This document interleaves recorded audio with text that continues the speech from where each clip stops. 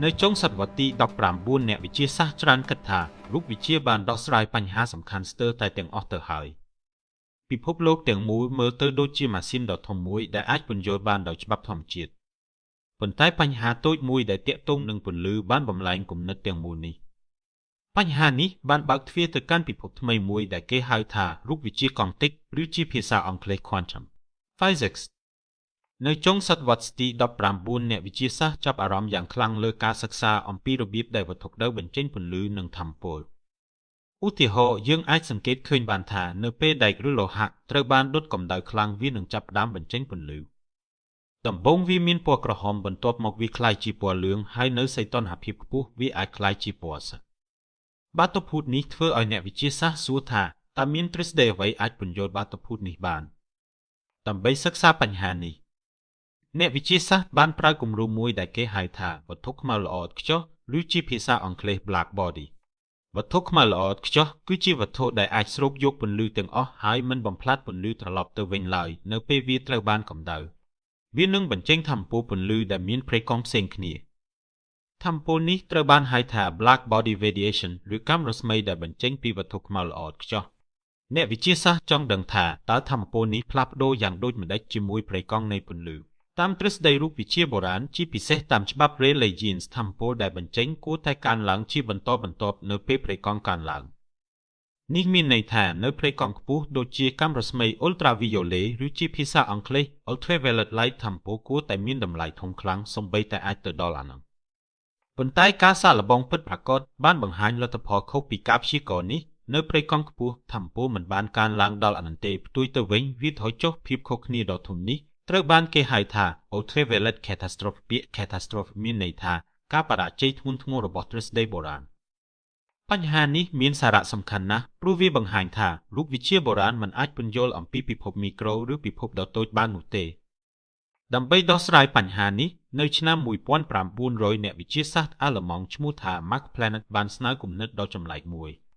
នៅពេលនោះ Planck កំពុងព្យាយាមរកសមីការមួយដែលចេញពីទិន្នន័យពិសោធន៍នៃកាំរស្មីពីវត្ថុខ្មៅល្អឥតខ្ចោះ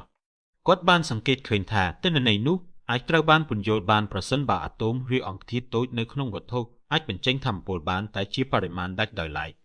នេះមានន័យថាថាមពលមិនអាចផ្លាស់ប្ដូរជាបន្តបន្ទាប់បានទេផ្ទុយទៅវិញថាមពលត្រូវបានបញ្ចេញជាកញ្ចប់តូចកញ្ចប់ថាមពលទាំងនេះត្រូវបានហៅថា Quantum Planck បានសរសេរគំនិតនេះជាសមីការ E = n × x × 0តែនៅក្នុងនោះ n = 1 2 3ដែលបង្ហាញពីចំនួនគត់ x គឺថេររបស់ Planck ដែលគេហៅថា Planck constant 0គឺប្រេកង់នៃពន្លឺសមីការនេះបង្ហាញថាថាមពលអាចមានតែតម្លៃជាក់លាក់ប៉ុណ្ណោះហើយមិនអាចផ្លាស់ប្ដូរជាបន្តបន្ទាប់បានទេក្រោយមកគេក៏សរសេរវាជាទម្រង់សាមញ្ញថា E = x × 0គំនិតនេះបានក្លាយជាជំហានដំបូងនៃការកើតឡើងនៃរូបវិទ្យាកង់ទិកប៉ុន្មានឆ្នាំក្រោយមកអ្នកវិទ្យាសាស្ត្រម្នាក់បានយកគំនិតនេះទៅកាន់កម្រិតថ្មីមួយគាត់គឺ Albert Einstein នៅឆ្នាំ1905 Einstein បានពន្យល់បាតុភូតមួយដែលគេហៅថា Photoelectric Effect ឬផលហ្វូតូអគ្គិសនីនៅក្នុងបាតុភូតនេះពន្លឺអាចធ្វើឲ្យអេឡិចត្រូនចេញពីផ្ទៃលោហៈ Einstein បានសន្មតថាពន្លឺមិនមែនត្រឹមតែជារលកប៉ុណ្ណោះទេវាក៏អាចមានអាកប្បកិរិយាដូចជាភាគល្អិតផងដែរភាគល្អិតពន្លឺនេះត្រូវបានហៅថា Photon នៅឆ្នាំ1913អ្នកវិទ្យាសាស្ត្រ Niels Bohr បានបង្កើតគំរូថ្មីមួយសម្រាប់អាតូមមូលហេតុដែលនាំឲ្យគាត់មកដល់គំនិតនេះគឺដោយសារបញ្ហាមួយដែលអ្នកវិទ្យាសាស្ត្រមិនអាចពន្យល់បាននៅពេលអ្នកវិទ្យាសាស្ត្រសិក្សាពន្លឺដែលបញ្ចេញពីអាតូមអ៊ីដ្រូសែនពួកគេបានសង្កេតឃើញថាពន្លឺនេះមិនបញ្ចេញជាបន្តបន្ទាប់ដោយភាពជាប់នោះទេផ្ទុយទៅវិញវាបញ្ចេញតែបន្ទាត់ពន្លឺជាក់លាក់ដែលគេហៅថាឆ្នូតពន្លឺឬ spectral lines រូបវិទ្យាបុរាណមិនអាចពន្យល់បានថាហេតុអ្វីបានជាពន្លឺបញ្ចេញតែប្រេកង់ជាក់លាក់ទាំងនេះដើម្បីពន្យល់បញ្ហានេះបូរបានសន្មតថាអេឡិចត្រូនមិនអាចស្ថិតនៅកន្លងណាមួយក៏បានទេ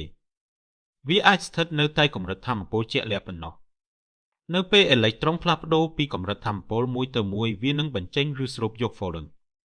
គំនិតនេះអាចពន្យល់បានយ៉ាងល្អអំពីឆ្នូតពន្លឺនៃអាតូមអ៊ីដ្រូសែននេះជាការបញ្ជាក់មួយថាពិភពអាតូមមិនដំណើរការដូចពិភពធម្មតាទេបន្ទាប់មកអ្នកវិទ្យាសាស្ត្របារាំង Louis de Broglie បានស្នើគំនិតដ៏អស្ចារ្យមួយ គាត់បាននិយាយថាមិនត្រឹមតែពន្លឺប៉ុណ្ណោះទេដែលអាចមានលក្ខណៈជារលកនិងជាភាគល្អិតភាគល្អិតទាំងអស់ដូចជាអេឡិចត្រូនក៏អាចមានលក្ខណៈជារលកផងដែរ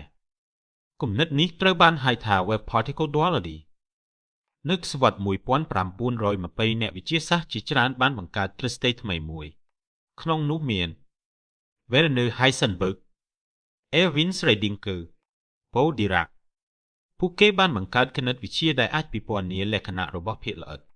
នៅក្នុងរូបវិទ្យាកុងទិកស្ថានភាពរបស់ភាគល្អិតត្រូវបានពិពណ៌នាដោយអនុគមរលក River function ជំនួសឲ្យការកំណត់ទីតាំងពិតប្រាកដរូបវិទ្យាកុងទិកប្រើ probability ដើម្បីព្យាករណ៍លទ្ធផលការរកឃើញរូបវិទ្យាកុងទិកបានផ្លាស់ប្ដូរយល់ដឹងរបស់យើងអំពីពិភពតូចបំផុតពីការសិក្សាពន្លឺទៅកាន់ការយល់ដឹងអំពីអាតូមនិងភាគល្អិតមូលដ្ឋានសប្តាហ៍ថ្ងៃរូបវិទ្យាកុងទិកបានក្លាយជាមូលដ្ឋានសម្រាប់បច្ចេកវិទ្យាទំនើបជាច្រើនរួមមាន laser semiconductors ការថតរូបវេជ្ជសាស្ត្រនិងកុំព្យូទ័រកុងទិករូបវិទ្យាកុងទិកបង្ហាញឲ្យយើងឃើញថាពិភពតូចបំផុតពោពេញដោយអាថ៌កំបាំងនិងច្បាប់ធម្មជាតិដ៏អស្ចារ្យបើអ្នកចូលចិត្តវីដេអូវិទ្យាសាស្ត្របែបនេះសូម Subscribe Channel YouTube របស់ខ្ញុំដើម្បីស្វែងយល់អំពីវិទ្យាសាស្ត្របន្ថែមទៀត